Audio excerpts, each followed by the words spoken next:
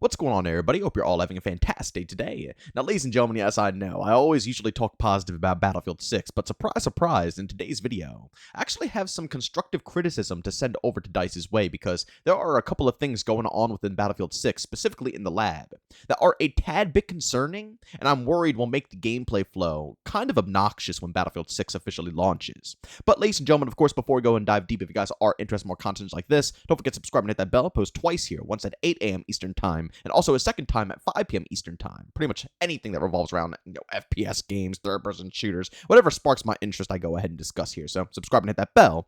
And last but not least, I do stream Monday through Saturday over on Twitch, starting at 1 p.m. Eastern Time. Of course, if you guys are interested, go link that channel down in the description of this video. All right, so ladies and gentlemen, I actually saw a post by Narrow Musician over on the Reddit board, and I've seen a lot of people go ahead and discuss this, but I just wanted to throw this one up here specifically because I saw it recently.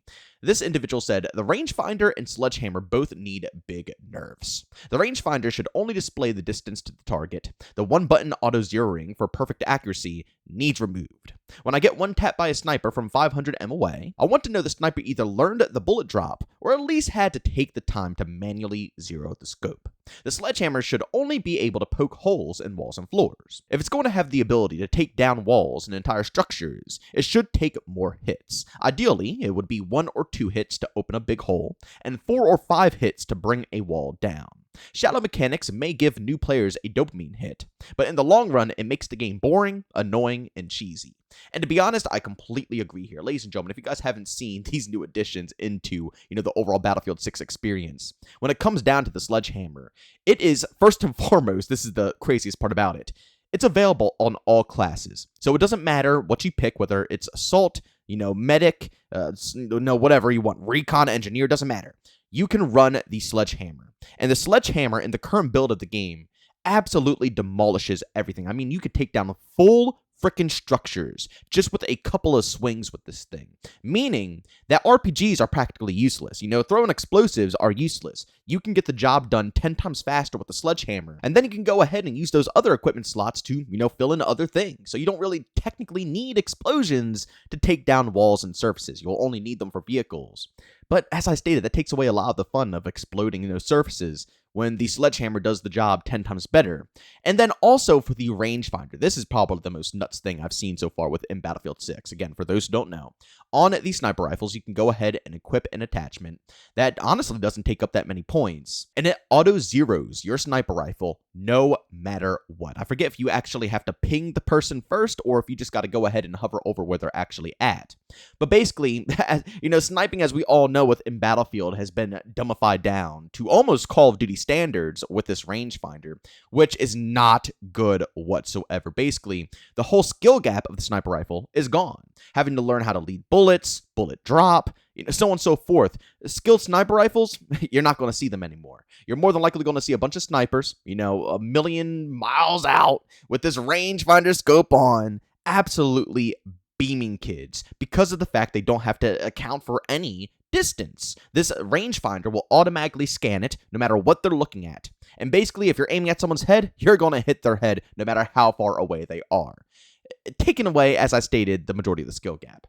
These two things right here, ladies and gentlemen, are pretty devastating. I don't know. You guys might have different opinions. And of course, go down in the comment section and leave those opinions if you don't think they're, devastating. But for me personally, in my opinion, these things are very, very, very devastating to the overall Battlefield flow.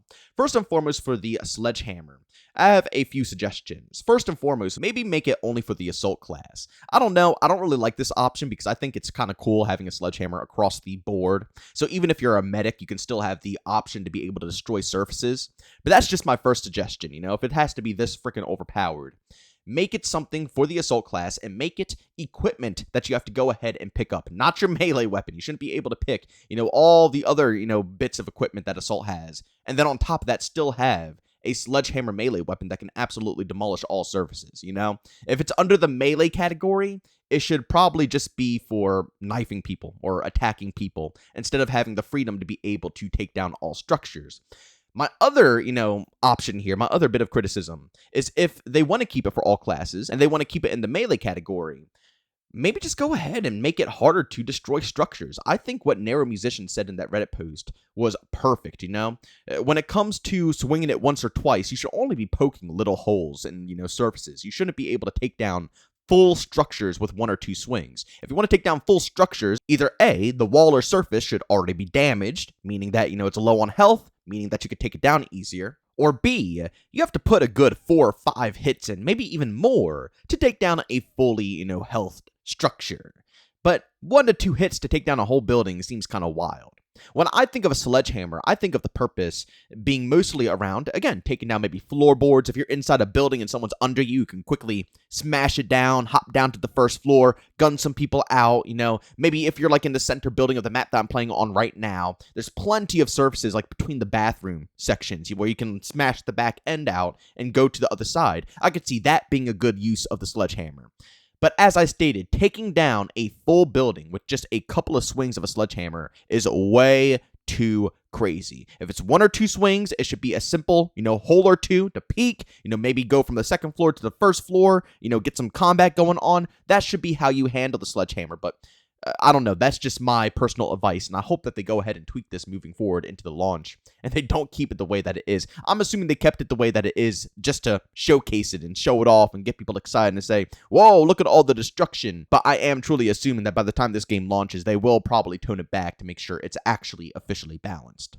And then the rangefinder. I gotta be real. I'm gonna need your guys' help for this one, so please go down in the comment section and leave opinions and what you guys think is the best way of balancing this one out, because personally, I don't know what the heck they could do. I'm gonna be completely real with you. I don't know what the heck they could do. Again, what Narrow Musician went ahead and suggested is just making the user manually go ahead and zero their scope. So basically, if you don't have the rangefinder on, you can't zero your scope whatsoever. So whatever distance they're at, you have to, again, manually learn how high you have to aim it above them, how far ahead you have to aim ahead of them in case they're sprinting, so on and so forth. But if you have a rangefinder on your gun, you should be able to have the option to manually change it. But you shouldn't be able just to aim at a person and have it automatically do it for you. You should have to manually do it, put out some test runs, take a couple of pop shots to see, when you go ahead and, obviously zero out the scope. And then you're set and good to go, because that actually requires skill, right? You put on the rangefinder, and then even though you have a rangefinder on it, you have to manually zero out the scope to make sure that it's going to be working properly. Instead of just, as I stated, scanning wherever you need to scan, doing zero work, having the game do the work for you, and then taking the easiest headshots of your life.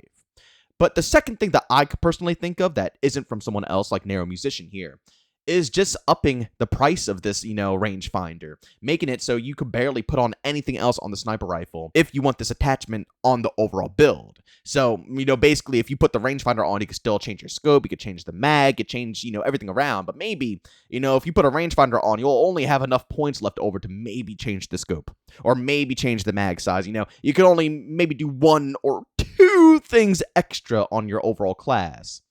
But I don't know. I think that personally, Narrow Musician gave the best suggestion here. If you put on a rangefinder, then you have to manually go ahead and do it. You shouldn't be able to scan over people. I think my suggestion might be a little too extra and might be over the top, with not allowing people to customize their sniper rifles enough. So I would just love to hear what you guys have to say about this. But ladies and gentlemen, those are probably 2 of my biggest concerns when it comes down to Battlefield 6, at least from what I've been seeing within the Battlefield Labs play session. But for the remainder of this video, I would like to just kind of, hold a little discussion down in the comment section with you guys on what else you guys think should be changed going into the full build of this game.